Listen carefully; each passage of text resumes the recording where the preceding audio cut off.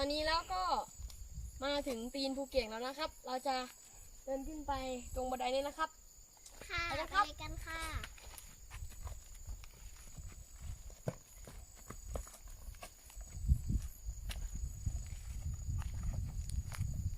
อุ้ยสายหลุด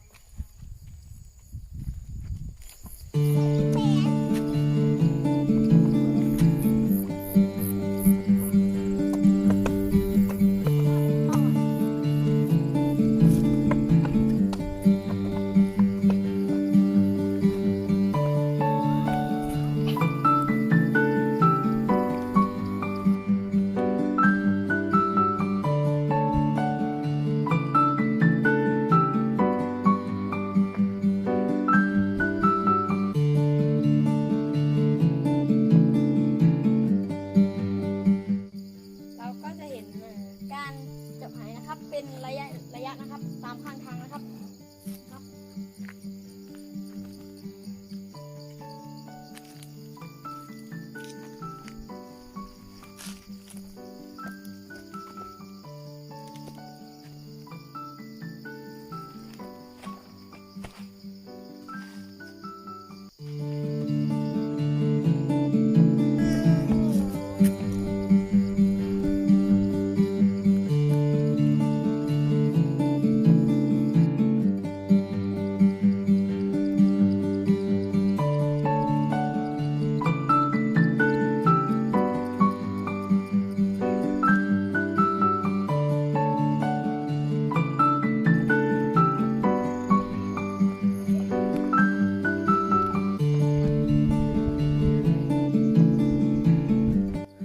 อีกนิดเดียวนะครับ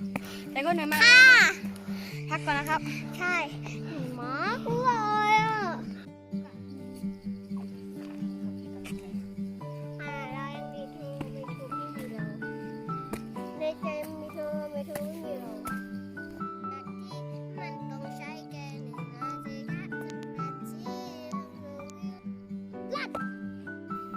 ครับก็ถึงแล้วนะครับหลังจาก1 ชั่วโมงที่ผจญไปขึ้นมานะครับวิวสวยมากเลยครับเหนื่อยมากเลย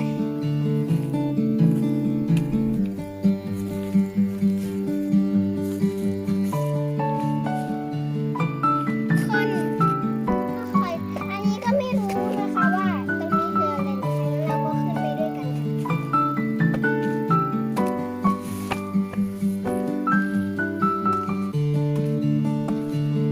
มีพึ่งเต็มเลยเนี่ย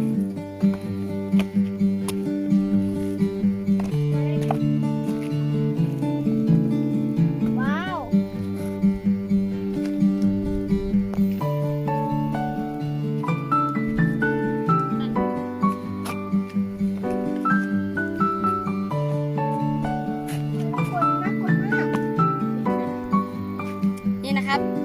ขุมคลองเชียงของนะครับสมัยสงครามนะครับในสงครามครับ